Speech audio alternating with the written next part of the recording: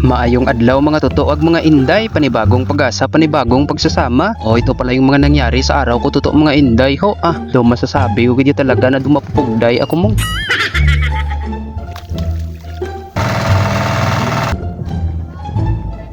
Dahil long pagising ko pala nung umaga totoo mga inday, inaramdaman ko na dayon na kakapoy manigyapon niya kalikod ko yaman. Gumising na naman akong masakit pa rin ang aking likod. Perme na lang kapoy itong likod natin.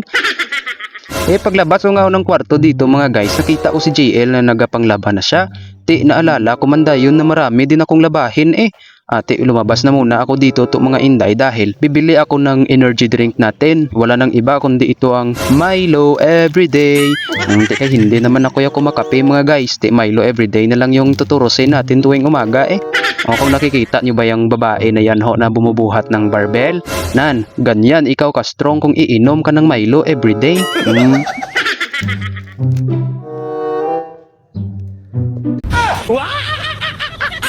Pagkatapos ko nga mag-Milo everyday diri mga guys, maliligo na muna tayo. Puro na lang tayo reklamo nga daan na malamig ito araw-araw dito sa atin. Wala na tayo ligo-ligo nito. Dumariristo na tayo ng kambing, yung mga kagidkid natin sa luko-lukuan kagliog nagadramol na kasi hindi tayo naliligo-ligo. Ligo-ligo man kayo bala dyan. Maya-maya pa dito mga guys. Ang dami ng labahin ko ay 2 linggo na guys. Palagi kasi akong nasa bukid kaya hindi ako nakakapaglaba. Sa sobrang dami ba naman ng mga trabaho ko doon na ay ambot do hindi ako makakamurot. Puro na lang tayo trabaho nito. Wala nang laba-labahanay ng damit. Nagabinaho na tayo yadugay. Pero wala namang problema kay sa paglalaba namin dire mga guys. Gumagana pa naman itong washing machine namin.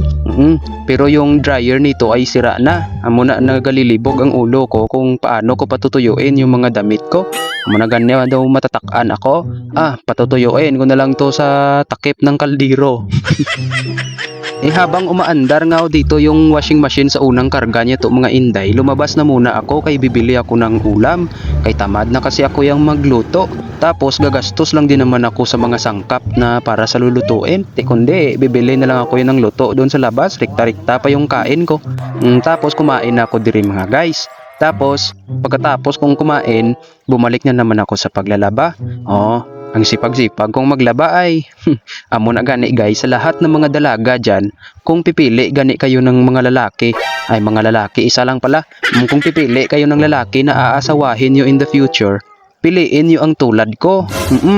Para bala na makapahinga man ako bala sa paglalaba para kayo naman yung maglalaba ng damit ko. Natatakaan na kasi ako sa paglalaba. Sala nyo na iya kay ako ang ginpili nyo mong. Kay kung hindi tani kinain ni Mama Eva yung prutas doon sa Garden ng Eden, wala naman tani tayong mga damit. Wala na tayong pinapaligban ng mga labahin araw-araw. Kasalanan gid ito gali ng mga babae dahil ngay pupunta kami ng camping dito mga inday, humingi ako dito ng favor kay tita na makidryer muna ako sa kanya dahil kailangang matuyo kaagad yung mga damit ko dahil isang araw na lang ay pupunta na kami ng camp. Buti na lang ganito mga inday kay mabait si tita. Nakadryer gid ang person Abaw, piho na giniyang nilalabahan ko ya mga guys. Hindi ko na kailangang patuyuin pa ito sa takip ng kaldero. Baw kung hindi pumayag si tita mga guys. Ang plano ko sana, dadabukan ko na lang ito kagagaangin mo. Baw grabe nga mga pangsampay ding aking ginawa ba. Daw pinasugo ba? Kay init sa itsa ko lang naman iyan sa sampayan kay hindi ko man maaabot yung sampayan kasi ang taas.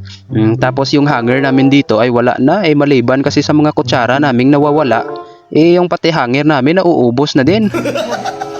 Pagkatapos kung magsampay mga guys, nagbihis na muna ako dayon dito kay pupunta ako ng bukid. Mag-aapas ako doon sa kanila kay magbubunot kami ngayon ng punlang palay. Tapos magpapabao-bao kami ng taniman ng palay. Tapos dito ay sumakay na ako diri ng aking big bike. Pero tika lang bala kay babalik muna ako. Kukunin ko yata na yung cellphone ko. Lang nga naman naiiwan ko siya dito. Pagkarating ko nga diri sa may bangga to mga inday, lalakad pa ako ng mga 20 minutes dahil hindi naman makapasok yung big bike ko dito sa may daan namin. Ang pagkarating ko nga diri sa may kubo, abaw, timing gid nga ang tirada nagakiyad-kiyad si Tito Saniboy sang Bisayang manok tuto mga inday. Sampat gid ba kay aadubuhin niya kuno ini. Baw daw nababawi man ang pangangalay ng likod ko kanina sa mga lalabahanin ko ba. Noong naluto na dito yung mga sudaan kag mga kanon dire, te nanyaga na kami.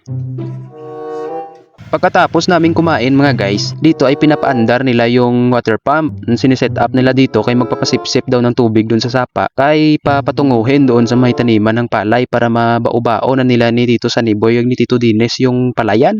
Ito pala yung baubao na sinasabi ko sa inyo mga guys ho. Baubao, ito yung tawag diri sa amin sa Negros. Ano dyan ang tawag nito sa inyo yaman?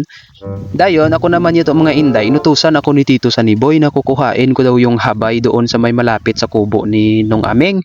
Abaw, yung habay gali ito mga inday, ito yung itsura niya ho, na yung parang litrang T bala. Ginagamit ito para mag-level ng putik sa taniman ng palay para maging patag yung putik. Tapos yung tubig ay hindi magtutumpok-tumpok. Tapos yung mga putik ay lalambot na maganda din balang tataniman. Kahit na nagbubuhat bala ako dito ng habay mga guys, ka-video pa rin ako ya dito. Te grabing effort ko ay na te kung hindi nyo pagidya ipa-follow kag i-share ining video na iniya, ihahaboy ko ining habay, bahala da si Tito Saniboy ug si Tito Dines eh. Ito talaga yung buhay content creator mga totoo ag mga inday. Pero alam niyo mga guys, sa isang taon kong pagva-vlog, hindi ko inaasahang magtatagumpay ako dito.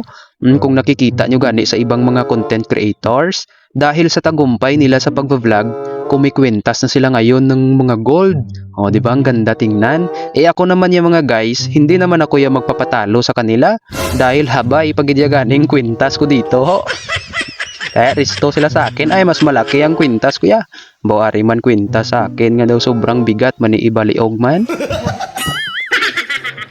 Noong dumaloy na dito yung tubig to mga inday, pumunta na kami doon sa may mga punlang palay para bubunot. Mansig-mansig kami upo-upo doon sa may tabi para magsimula sa pagbubunot-bunutin ng palay eh. Kaso kay wala pa namang sapat na tubig dito sa loob. Ang tigas ibubunot-bunutin. Kaya hinihintay na lang namin na mapapasukin muna yung tubig para na meron kaming masawsaw-sawan ng ugat kag mahuhugasan kag maaalis yung lupa. Pogi, sige na. Tapos dire ginabira na dayon ni Tito Dines ang bao-bao to mga inday kay para pagkatapos ini hahabayin na dayon nito ni Papa kay para mag-level na yung mga putik. Dayon itataniman namin pero bukas pa naman kami magtatanim mga guys kay hindi pa naman gani na ubos dito yung mga sabod ho. Tiya mo to kami dito nagabira-bira sa pangbubunot-bunot ng mga sabod to mga inday para na makatanim kami dayon bukas sa munting palayan namin. Baw dire mga guys, tingnan nyo bala yung mga manog bunot namin dire kay mga chikitings. Kung ang inyo dyan mga anak na mga maliliit ay hindi mauutosan, dito ya kay gasalom diyas may tubig para lang manggabot ng mga punlang palay ya. Sige be. Halog. O dito gani kay daw risto pa ako gani ito to jet mang bunot kag mang bigkis dito mga inday ho.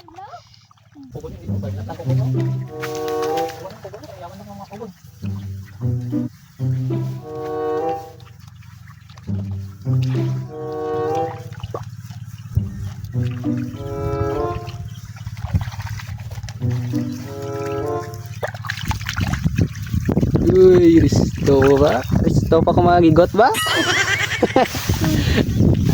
Be, tumang be.